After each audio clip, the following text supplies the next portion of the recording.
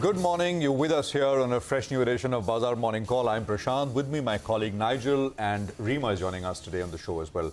Good morning, guys. It's feeling more and more like the end of the year. Yeah. Right? Things are quietening down, not big price moves, and we're thankful for that. Let me just quickly tell you how things are looking this morning as we start another session. You've got global cues which are soft. As I said, not very much is going on.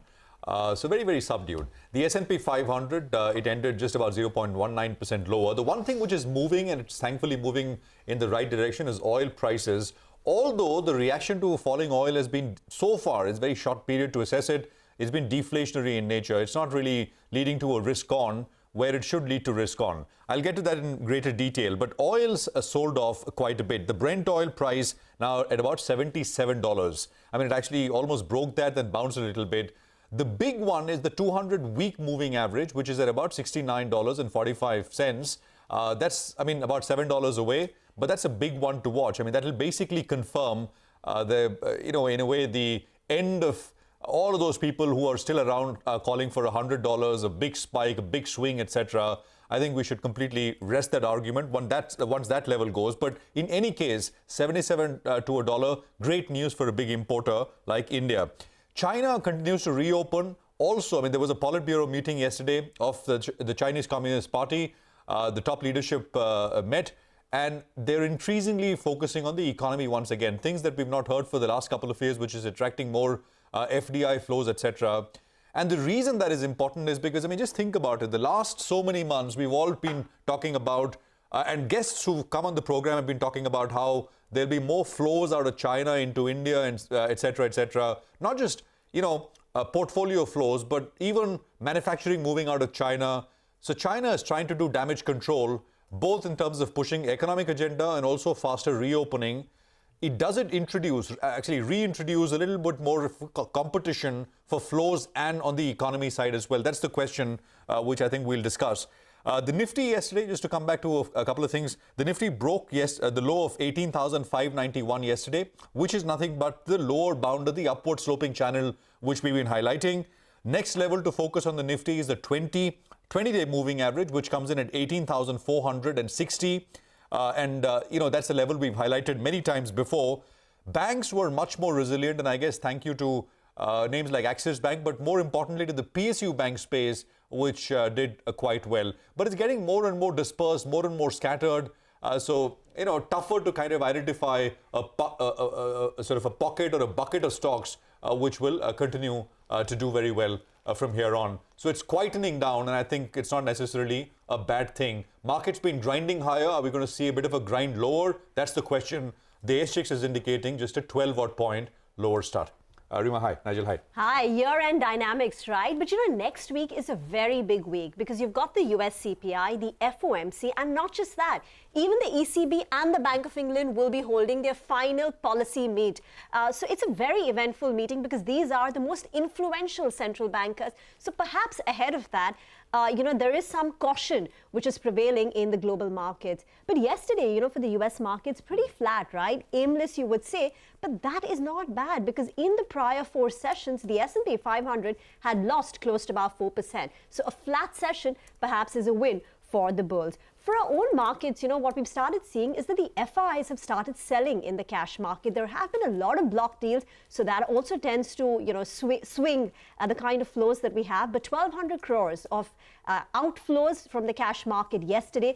This is the 3rd consecutive sell figure by the FIs, and the DIIs bought less than 400 crores in the cash market. There's lots to track today. You've got the counting for Gujarat and Himachal Pradesh elections, the legislative assembly elections, which begins. It started at 8 a.m. and we will be getting you all the updates coming in from that. Weekly options expiry, and not just in, we've got a new listing as well, right? Dharamaj Crop. Small one, but it saw pretty good subscription, 35.5 times. So we'll be watching out for that as well. Well, Reema, for me, 3 big cues. The institutional flows, they have been waning a little bit. The second factor is both the Nifty and the Nifty Bank, they have the 20 DMA in sight, which is a very, very crucial support. That's the near-term support. And the third factor is the PCR has cooled off. Let's address all these 3 points. First up, in terms of institutional flows, well, yesterday we saw outflows to the tune of around 850 crores. I look at the FI and the DI numbers together. We have had 5 sessions in December so far, and the FIs have bought only 1 out of those 5 sessions. So they've sold close to 4,500 crores. That's another important point. On the FI action in the F&O market, well, index futures, they added some shorts. They added close to 7,000 short contracts. On the flip side, they unwound some longs as well. And on the option side, they bought calls, but more importantly, they wrote calls. And they wrote calls rather aggressively, telling you at higher levels we like to see some bit of supply. Now, in the positioning on the index futures first up itself, the long positioning was at around 77% at the start of the series. It's come down to around 61%.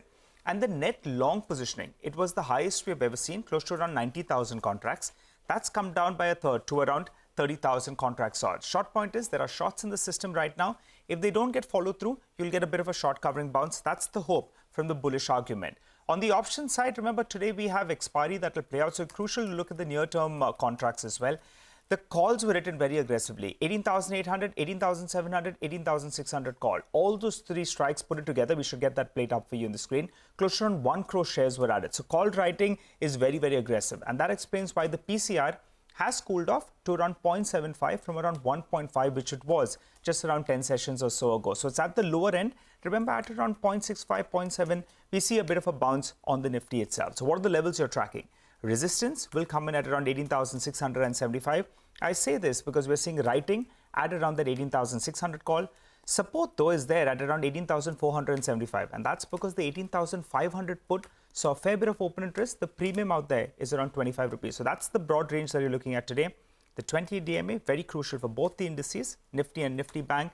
A bit of a dip, my guess is, gets bought into at some point of time. We have a couple of big queues, but the last start of trade will belong to the option traders because the expiry will play out. What else, Rima?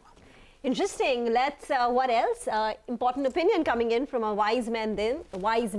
This is on equities. Chetan Seth of Nomura expects a far better 2023 driven by China's reopening or recovery as the Fed's tightening cycle approaches the end. He says while they expect Q1 2023 to be choppy due to weak US-China data and the Fed's late cycle hikes, they think Asian investors should use this volatility as an opportunity to raise exposure. He says recessions in US and Europe in 2023 mean a growing Asia will likely be the outperformer, with softer US dollar the additional kicker. He says Asian stocks have local catalysts, valuation support and a better fundamental outlook, while investor positioning is light and balance sheets are strong. Well, let's get you some money market views as well. Parul Mittal-Sinha of Standard Chartered Bank says the dollar INR is facing upward pressure despite weak dollar and drop in oil prices on strong importer demand and possible outflow, she says. Forwards dropped last week in response to the dollar shortage, while RBI clarified it is temporary. She expects the dollar INR pair to trade in a range of 82 to 83 to a dollar next week. On the bonds, Parul says domestic yields saw some upward pressure on repricing of rate hikes post a more hawkish MPC decision and guidance. She says the rally in global rates had a salutary effect. She expects the 10-year benchmark bond yield to trade in a range of 7.25 to 7.4% next week, with a close watch on the FOMC along with India and US November CPI data seen cooling to 6.35 and 7.3% respectively. Well, we have a lot of stock-specific action to track for you today, and we'll get to that in just a bit in our special Top 10 segment. We're looking at Macrotech Developers, Triveni Engineering, Eicher Motors, Gujarat Fluoro, Ujjivan Small Finance Bank, Vatek Fabag, Lumax, Hinduja Global, and HCL Tech. They are all the stocks that are on our radar on the back of positive news flow. However, crude oil prices have dipped, so ONGC could react to that piece of news. All right, Mark Matthews of Bank Julius Baer and Company is now joining us to take some questions. Mark, great to have you with us here. Thank you very much for your time. I just want to start with that the China question. Do you think the Chinese economy reopening, refocusing on growth in that sense, lots of headlines around that, it could, in a way, reintroduce some more competition for portfolio flows and on the economy side as well for India? What's your sense? My sense is yes. This reopening is much better than even the most optimistic expectations, and therefore there will be a rebalancing back into China. So I don't disagree, and I do think that China as well as some of the other markets that got beaten up badly this year, like Korea, like Taiwan, will outperform India next year because of China reopening, and also because we'll probably hit a cyclical bottom in the world economy sometime next summer. And those more cyclical type of markets tend to move about 6 months in advance of the actual event itself, which means around now they should be starting to reflect the better news in the second half of next year. Mark, morning, Rima here. So shouldn't China reopening also drive up demand expectations from crude? Crude is moving in the reverse direction, right? It continues to slide lower. Shouldn't there at least be a sentiment uptick in crude prices because of China reopening? What's happening in that market according to you? My sense is there is a lot of crude oil flowing around the world, and the price caps that the Europeans imposed on the G7 imposed on Russian oil don't really mean anything, because Russia's largely reoriented its oil trade to our part of the world. So the main thing is there's lots of oil.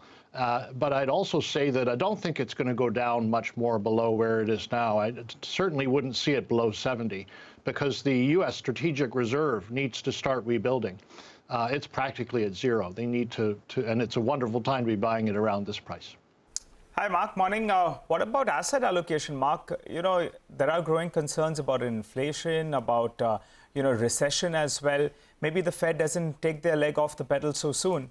How would asset allocation shape up with 2023 in mind? More money goes towards fixed income rather than equities? I think it'll be a good year. It will be volatile, but we just had such a bad year because of the things that you talked about that I think they're largely imbued in prices by now, with the NASDAQ, for example, down 30% and the S&P's down about 17 or 18% year to date. And of course, the bond market having much worse performance relative to its history. On the recession, if there's one, it'll be very mild, because we can see the service sector in America is incredibly strong. You would have seen the ISM service PMI that came out on Monday, and the prices paid within that PMI very strong.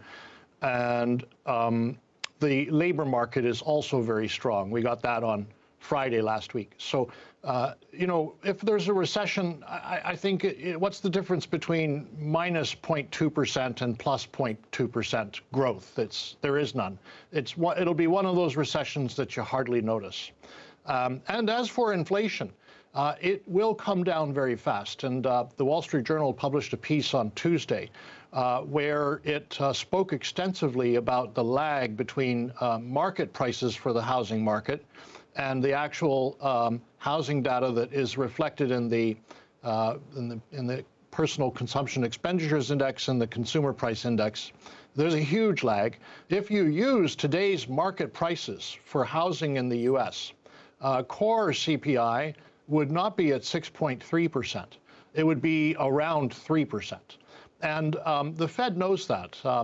So I think there's room for optimism next year, plenty of room for optimism. Plenty of room for optimism. Mark, we had someone from Goldman Sachs, and we'll play out some sound bites of them later on in the show. Their point was that you could see another 10-15% kind of move in China offshore stocks. I mean, those listed in Hong Kong and US, etc. But beyond that, right, it's kind of difficult to imagine a kind of very structural up move through the rest of 2023. So it's at best a tactical kind of a thing, Mark. So I just come back to my earlier point. Are we talking about temporary underperformance? And you've been making that point, India vis-a-vis China. Well, I think it'll last more than 6 months, actually, the China trade. But long term, absolutely. I mean, I like India for the rest of my life. I like China maybe for the next 12 months. And I think it comes down to the fact that India is pro-capitalist, pro-business, and China, at least in the recent years, is the opposite. Ultimately, what moves share prices is the money that the companies make. And in China, the state is becoming a larger part of the economy. And managers of state-owned enterprises do not have in their job description to create good returns for shareholders. But in the private sector, they certainly do. So there are two economies that are moving in opposite directions. In India, the state is becoming a smaller part of the economy. And in China, it's becoming a bigger part. And so that's, if I had to pick just one reason, there's others as well, like demographics, and there's several other reasons, actually. But long-term India, for sure. And you can just look back in history, by the way, over the last 30 years, India, in dollars, including dividends, has returned 9% per year. China returned 0.7%. That is and yet China's economy, went from 500 billion to 18 trillion over that same period of time. I think India's went from 2 to whatever your economy is today now, I'm not sure. So anyway, I don't want to ramble, but next 12 months, China will outperform. Beyond that, India is the way to go. Mark, pleasure speaking with you today. Thank you very much for joining in. China is a tactical buy for the next 12 months, but structurally bullish on India for life. That's the opinion coming in from Mark Matthews. Get into a break. On the other side, our list of top 10 stocks is lined up next. Welcome back. The SGX Nifty is suggesting a flat start, so picking up individual stocks is going to be the way to go, and our entire research team is standing by to prepare you for that. This is CNBC-TV18's list of top 10 stocks for the day, and Vivek is first up, and he's going to tell us about macro tech. Vivek?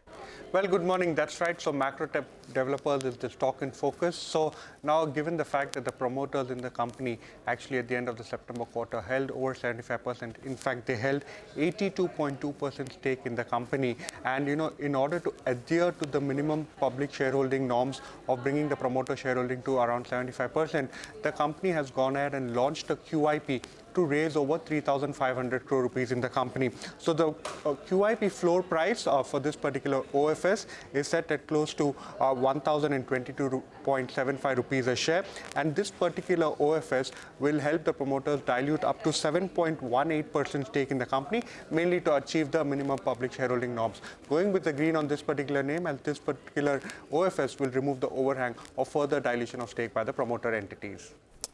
Okay, all right. Thanks a lot for that. Well, Nimesh joins in as well to run us through what he's tracking on Triveni Engineering. Nimesh?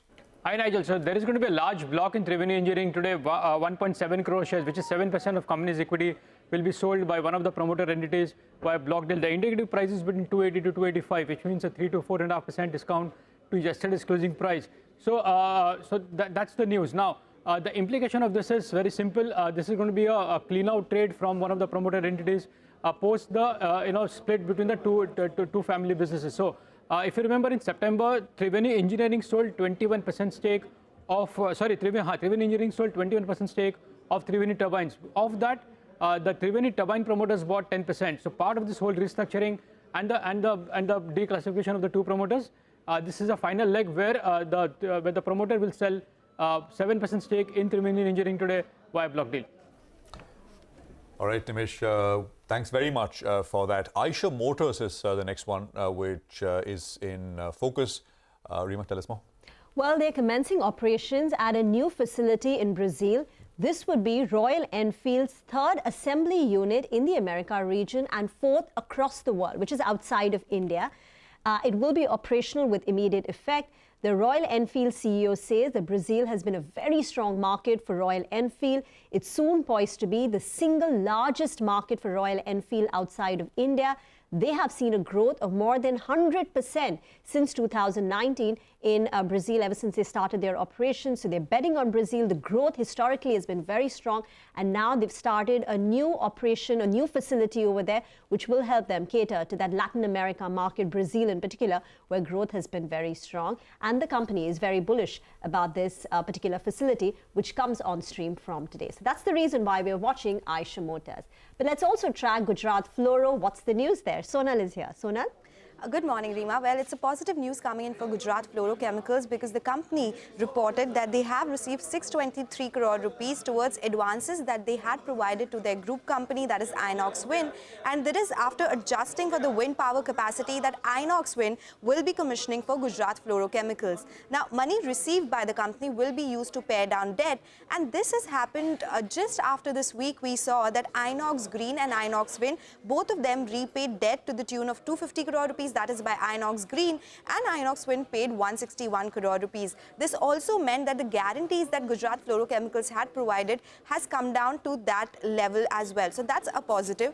And company has been talking about the fact that by the end of FY23, that debt and guarantees towards the group company, they will be dissolved completely. So this is a step in the right direction, and that's the reason the stock should be in the green today. All right, so now step in the right direction. Expect Gujarat Fluoro to move up in trade. Last 1 month, it's down close to around 15% or thereabouts after a big run that we saw prior to that. Well, Manisha is with us to tell us about crude oil prices, and obviously it's going to have an impact on ONGC. Morning, Manisha. Morning, and thank you for that, Nigel. Well, we have seen another day of decline for crude, which is a fifth straight session now, by the way, and the prices are trading at the lowest in 11 months. We have seen weak manufacturing activity come in from US and Europe, and that continues to weigh onto the crude oil prices. And apart from that, the data that came in yesterday from US, while it does show the crude inventories declined by 5.2 million barrels per day, but there is an increase in inventories for gasoline, heating oil, and diesel as well. So that tells you that the demand is not so strong. So it's not just the crude trading at 11-month lows. You have gasoline prices trading at a 1-year lows, heating oil trading at a 3-month lows, and all the economic data and expectations of the next year. As of now, the crude oil prices could continue to trade under pressure. Right, and prices certainly are going one way in one direction, which is lower. Absolutely no doubt about it. Thanks very much, Manisha, for that. We'll keep coming back to you. Important one. About more stocks with news flow. Surabhi is here with details. Surabhi, hi, morning. Hi, thanks for that. I'm watching out for a couple of stocks today. The first one is Ujjivan Small Finance Bank, where the RBI has approved the reappointment of Itira Davis as the Managing Director and the CEO for a further period of 2 years with effect from Jan 14, 2023. Next is Vatek Wabag, where the board has approved the appointment of Mr. Pankaj Malan as the Deputy Managing Director and the Group CEO. Next is Lumax, where the company will invest 175 crores for a new greenfield project in Pune. It is expected to be commissioned by Q2 of FY24, and the expected peak turnover from this project will be 600 crores. Hinduja Global, where the company has announced 2 M&A developments. The first is where the board has approved 100% stake acquisition in Tackling International. The cost of this acquisition is close to $59 million. The transaction is expected to close in the next 2 months. And second, it has signed a non-binding letter of intent to acquire Unova, which is a digital human resource management system. And lastly, HCL Tech, where the company is tied up with Intel and Mavenir to develop and deliver private 5G network solutions. All right, thanks a lot for that, Surabhi. Well, here's a quick recap of all the top stocks with positive news flow: Macrotech Developers, Triveni Engineering, Eicher Motors, Gujarat Fluoro, Ujjivan Small Finance Bank, Vatek Wabag, Lumax, Hinduja Global, and HCL Tech. While stocks with negative news flow is ONGC. Welcome back. Here tuned into Bazaar Morning Call. Hope you're having a good morning. Well, time for some exclusive opinion then. Timothy Moore, Chief Asia Pacific Strategist at Goldman Sachs, says that 2 more RBI hikes are pending and could be of 20 basis points each. Yesterday, we spoke with him on the India market outlook, and we began by asking him if the worst of inflation and high yields is yet to be seen. Let's hear out what he had to tell us. Well, we may have seen the worst of inflation, but we think, maybe following on Director Das's comments, that we are expecting 2 more 25 basis point hikes for the RBI to have a peak repo rate of 6.75%. So we still think there's a little bit further tightening that we have to go, even if the sort of inflation is crested. There still needs to be further tightening of monetary policy in order to make sure that inflation continues to subside. And if I could just extend that comment 1 point further, I think you mentioned in your question that there's an issue with valuations if we get straight to the equity market. We are very, very optimistic about the prospects fundamentally in terms of growth and in terms of earnings and so forth in absolute terms and also in comparison to other markets in the region. But the valuations are elevated just given India's tremendous success in terms of how the equity market is done. So that plus further increases in rates suggests that it may be challenging for India to continue to outperform to the same extent that it did this year, hence our market weighting for within a regional context. You know, I was going through your note where you are bullish on India's long-term prospects, but you're wary of high valuations. And that seems to be the concern, not just particularly to India, but even if you compare it to peers like, say, China or other emerging markets. In that context, what would the ideal strategy be for an equity market investor here in India for 2023? I'd say that I really want to differentiate our views. I guess in a simple context, we could say that the longer-term strategic prospects for India and for the Indian stock market, we think are actually among the best, if not the best, in Asia. Just to give a couple of numbers here, our long-term view on GDP growth for India at 6% or a bit above is one of the highest, if not the highest, in the region.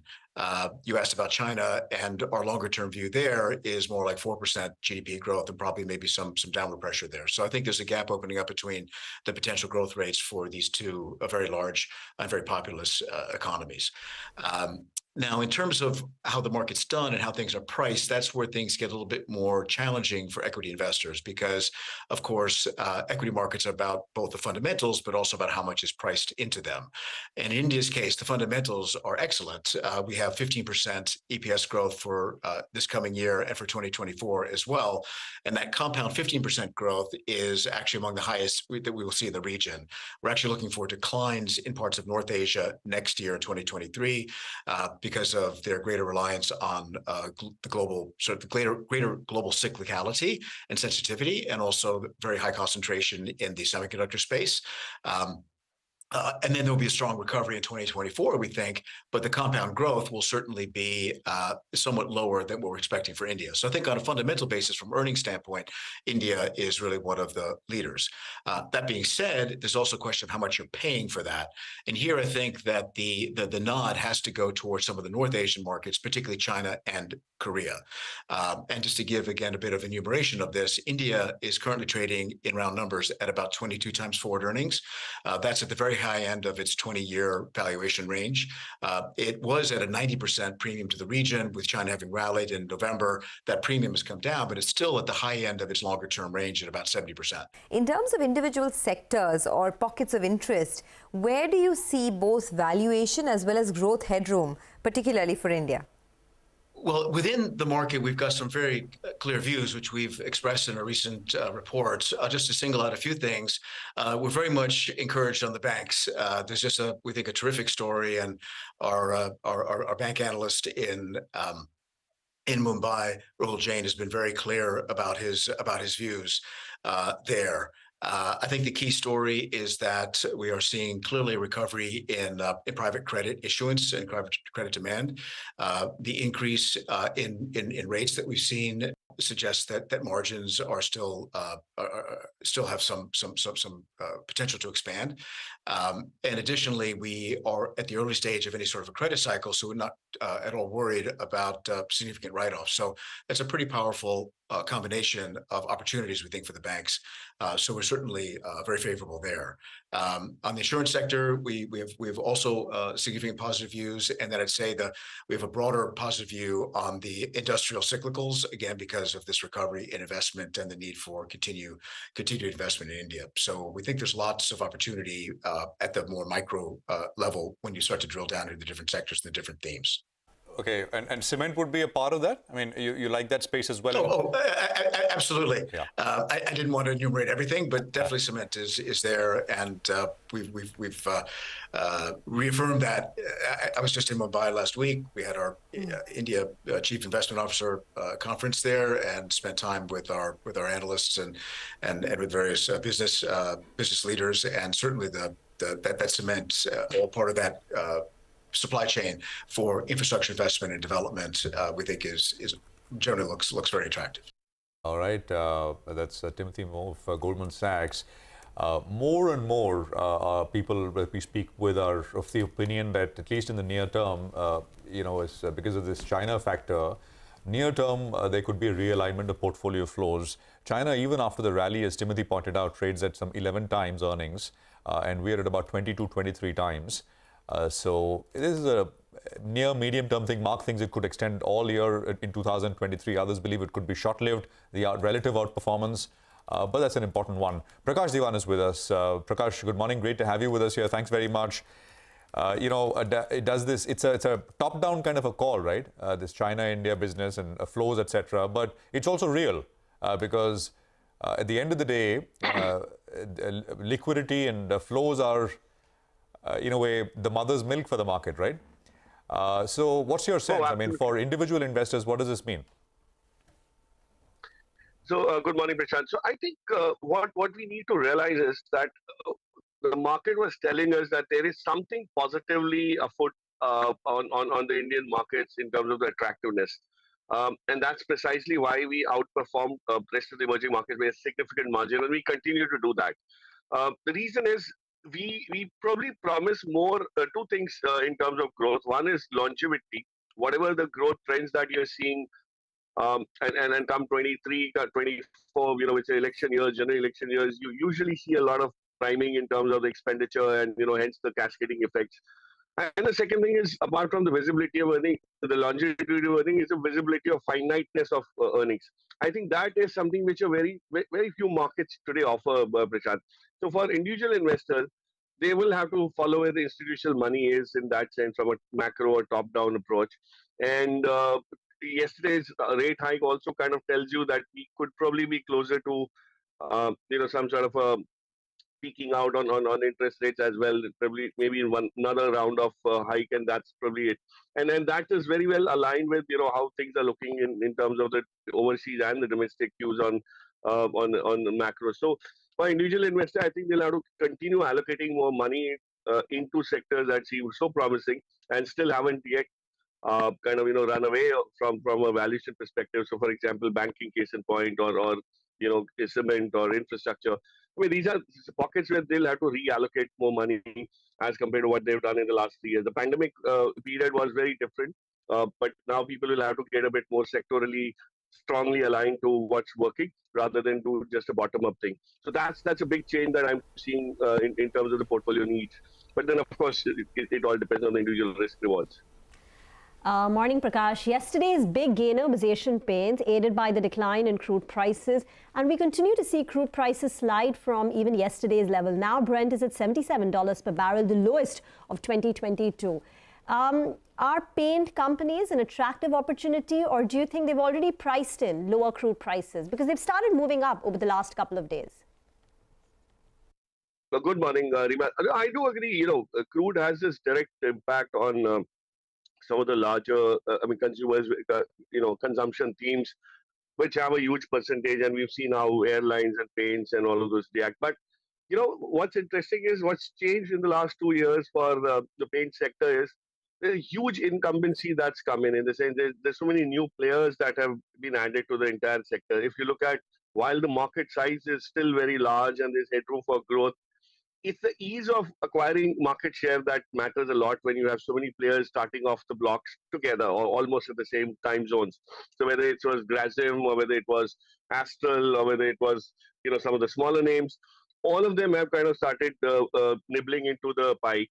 While the pie might take some time to grow as the economy grows, there could be some market share shifts which are probably more expensive or more costlier in that sense for the likes of Asian Paint. The leader might lose some weight, but you have contenders like Axo Nobel, which I think from a mix perspective is available at decent valuations. And while there's growth for everybody, it's how much profitable growth do you have? How much is it that you need to spend on your COGS? So your gross profits need to be as robust if revenue is as robust, and that's one company that could probably outperform the market from a sectoral perspective. So I think Asian Paints, while it has benefited, it's going to benefit all given the crude salience. But I would not add more money at this point in time. I mean, it's fairly valued given the competitive environment. All right. Hi, Prakash. When December the flows are thinning out, people are taking it a little bit easy. There's this big unlock trade, party vibe that's likely to take place. How do you play it? I mean, will you look at the aviation space? Do you look at, yesterday I was speaking to Amisha Vora and she was talking about the bags, Safari as well as VIP. They have already re-rated quite a bit, but she believes there's more in store. Or is it the hotel industry that you look at? Good morning, Nigel. So I know who better than you to actually tell us about what's going to be the trend in terms of the I can tell you the trend, Prakash, but I can't talk about the stock price, right? I mean, you're the one who can help us out with that, and our viewers want to listen to you. No, absolutely. So I do agree. The luggage sector, the segment is something which has kind of, not only this particular theme, but from a import substitution perspective, the kind of China effect that it always was kind of under in terms of a cloud. That's gone away, and the growth that you are seeing, the kind of price points that you are seeing. And we spoke about Safari, last time when the results were out, and it continues to outperform VIP from a secular, standpoint. And my sense is from a bottom-up basis, also, if you see some of these companies, while they can, be very richly valued from an anecdotal perspective, probably, the earnings catch-up is going to be much more rapid than what we imagine. So I do agree with the comment that the luggage industry has more for growth. And I think Safari definitely stands out as a very good bet within that. But my bet is on airlines. And I go back to, I remember Rima had asked me once about how, the Tata consolidation is going to impact the existing players, which is only two right now, right, in the real sense. But in that, if you see the kind of market share that Interglobe or Indigo is kind of, still managing to grow, and the tie-ups that it now has, these code share with Turkish Airlines, for example, suddenly opens up such a huge vista of repertoire of flights that to be able to go to Europe, you will use an Indigo to go to some base, right? And then that's what works for them. I mean, they could probably latch on to the Turkish routes, Turkish Airlines routes subsequently, but to the hubs, Indigo works well, and it kind of gets seat occupancy, it gets assured of load factors, which are very impressive. So from that perspective, crudes coming down, market share, holiday season, pricing power, people, when they want to go out on holidays in this period, you really don't bother about the price so much, which you would otherwise do, right? Where you could replan things. But here you have a short window of 30 days and you want to utilize it to the best. You will end up giving out that pricing. So I think Indigo is definitely the play. Hotels, I think, are fairly valued at this point. I wouldn't really look at them. The other thing which is going in favor of airlines, of course, is oil prices, which are sharply down. But it'll be interesting to see. I read an article which said that, all of the Tata Group airline entities combined, if they were to become one, they'd perhaps have about a 35-40% share, which is substantial. But that was an analysis. So we'll have to see if that actually kind of does come through, and if they decide to do it, bring everything under one head. But we've got a new listing today as well. So Dharmaj Crop Guard will be listing on the exchanges today. Sonal is here to tell us what to expect from this one. Sonal, hi, morning. Good morning, Prashant. Well, it's expected to be a very strong listing because the subscription figures also have been very strong. Just to give you some perspective about this fundraise, 251 crore is the issue size, out of which offer for sale is 35 crores and fresh issue is to the tune of 216 crore rupees. The price band is between 216 to 237 rupees per share. As I said, subscription was really strong. So the total subscription was 35.5 times, out of which QIB saw 48 times demand, non-institutional at 52.29 times, retail at 21.5 times, and employees at 7.5 times. The use of these fresh proceeds will be for funding working capital requirements, general corporate purposes, and also upgrading their current facilities. It is an agrochemical company which is into manufacturing, distribution, and marketing of different types of agrochemicals like herbicides, insecticides, and it exports to more than 25 countries, the likes of Latin America, East African countries, Middle East, and Far East Asia as well. Their performance in terms of revenue and profits has been improving by the year. FY20, they had revenues of 198 crore rupees, and in 3 months of FY23, they already did 220 crore rupees. Margins have expanded from 9% to 12.2%, and even profits have been continuously increasing for the company. In terms of valuations, at the upper price band, it is priced at 27.9 times one-year forward earnings, which is in line with the likes of Rallis, but much higher than the likes of India Pesticides. So it's largely at the sector average valuation, and looks like it could be a strong open today for this particular company. All right, thanks very much, Sonal, for that. Prakash, I believe you have looked at this, what's your view on this one? So primarily, it was out of the sheer interest that this segment attracts, and we've seen in the past, some of them have done very well post-IPO listings as well. So this is a very strong franchise. You've got all the boxes checked, tick mark here. Whether it's exports, whether it's product salience, whether it's strong relationship. But my concern is with the valuation. Naturally, it's definitely being priced at the top end of what it could fetch. But given the fact that a lot of the employees also, I mean, these days you see a lot of these companies come up with issuance of fresh equity, but it doesn't really see any subscription or contribution or participation from the employees in some of these cases. Whereas here there has been a very distinct call for that, and of course, the overall this thing IPO, they say attractiveness has brought in numbers. But just wait for 2 quarters whether there's consistency. And there was this delay in the IPO itself. They had to do it about a year and a half back, but there were reasons why it was delayed, and that. Possibly, once those 2 quarters ease out all those issues of the past, that's the time to kind of look at, and the market might give you an opportunity to enter at softer valuations, Prashant. That's my gut view. But it will do very well given the kind of strong demand for the product, for the segment and for this company's paper. So today you could make some money if you're lucky to have got allotted, but otherwise you would not. I wouldn't recommend buying into it at this point. Okay, don't buy into at the opening levels, which is expected to be a very good start, a good debut for Dharmraj Crop Guard. Prakash, do you look at HDFC AMC? Now, yesterday, the stock did well. It was up 3.5%, despite the news that Aberdeen is going to be selling close to about 10% odd in the company. They'll cease to be a partner for HDFC AMC. So one would have thought, right, the expected supply would keep the stock subdued.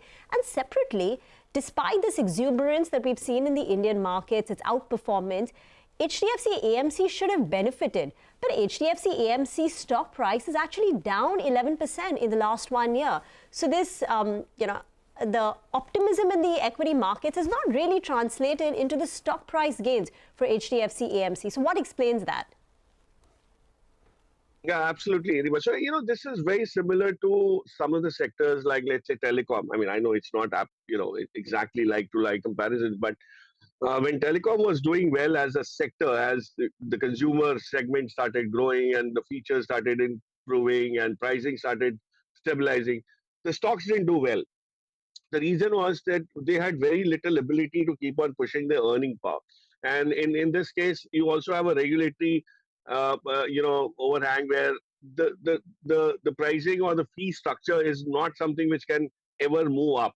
It can only come down. It can only diminish in terms of margin. So you keep on having to grow up scale, and they've probably lost a little bit of the market share in terms of that growth rate that they used to have.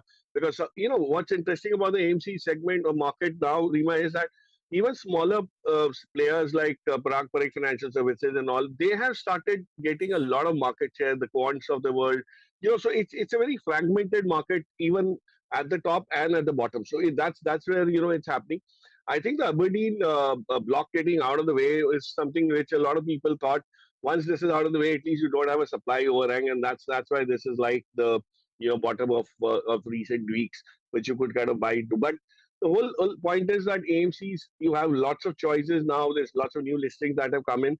You would have to decide whether you want to latch on to any of those or some of those. I keep on saying the best way is to play with CAMS. To play the sector is go to CAMS. CAMS is the key beneficiary in whatever happens to each of the AMCs, largely because of the kind of coverage it has. And if you were to grow that, see that segment grow, I think CAMS will definitely be a direct beneficiary and a more finite beneficiary. So it's available at decent valuations now. No complaints, which you could kind of point fingers at in terms of the rich valuation that it had earlier. So I would go with that. HDFC AMC is good news. That Aberdeen is decided, and of course the new merger equation will change how the ownership rests with the group as a whole, and that's probably one of the reasons why this got triggered. Okay, all right, Prakash, stay with us. For the time being, we'll slip into a snappy break. Up next, we'll be joined by our technical experts. Okay, welcome back. You're with us here on Bazaar Morning Call. There's about 10 minutes to go for the pre-open session. Mitesh and Shrikant are with us to run us through the technical trading setup and what you should be doing. Gentlemen, good morning. Good to have both of you here. Mitesh, the 20-day moving average has also moved up a little bit, right? About 18,460 or so. So not that much of a distance. The question, though, is will we test it and bounce off it, or will it lead to a deeper correction? Your sense? Yeah. Morning, Prashant. In fact, I've been highlighting this 18,450 give and take 23 points as the broad support area. The 20-day average is there. A couple of retracement levels are there. So I think that's a very important level. The initial feel is that we should not possibly break below that level because the overall structure hasn't yet weakened. So I think dips closer to about 18,450, 470 would be a welcome buying opportunity, and you can keep a stop just below 18,400 or so. And I think the market will still, be range bound choppy with the 18,450 possibly as the lower end of the range and about 18,880, 850 as the upper end of the range. So next few days will be spent within this consolidation. That's the view which we have been having for the last couple of days and maintain that. Okay, all right, Mitesh. Good to hear your thought on the index. Coming back to you for your stock picks, but let's get in Shrikant. Morning, Shrikant. Well, how do you trade the index? It seems we're closer to the 20 DMA. The PCR as well has cooled off considerably. It was at around 1.5 just around 7-8 days ago. It's come down to around 0.75. Your sense on the index? Yeah. Good morning, Nigel. I think, the markets are heading towards important support area. Yesterday, the market was consolidating between the range of 560 and 600, but in the second half, we saw sharp decline in the market. So based on the technical formation, the next level to watch out for would be 18,450, where the market is having support in terms of extension, in terms of retracement, in terms of averages. So there we need to take contra bet of going long in the market. But till then, we need to be careful. In case if there is any higher opening, then we need to take some like short bets on the market. We should look for taking some selling bets in the market. But in case if we see the market is dropping to the levels of 18,450, then there certainly we should be buying. Okay, all right. What about individual stocks, Shrikant? What are you looking at? Yeah, based on the current formation, we should look for creating some short positions on IndusInd Bank, which is currently around 1165, 1170. There we are expecting stock to fall to the next level of 1100 or maybe 1090. Here we can keep stop loss at 1200 for the same. And the other stock which we like is Ambuja Cement, which is around 582, 583. It is above the important level of 580. And based on its option statistics, I think it is heading for the levels of 595 or maybe 600. So Ambuja Cement is a buy at current levels with a stop loss around 574. Mitesh, what about you? Yeah. Prashant, I have a mix of buy and sell calls today. The crude beneficiary Asian Paint should be a buy. It's given a good breakout also yesterday. So keep a stop at 3,200, 3,290 being the target here. And a buy on Marico with a stop at 504 for targets of 522. On the sell side is Bata India with a stop at 1705 for targets of 1650, and Havells is a sell as well. Keep a stop at 1221 for targets of 1170. Okay, all right. Thanks a lot for that, Mitesh. Well, for the time being, though, we'll slip into a short break. We'll come back with the pre-opening rates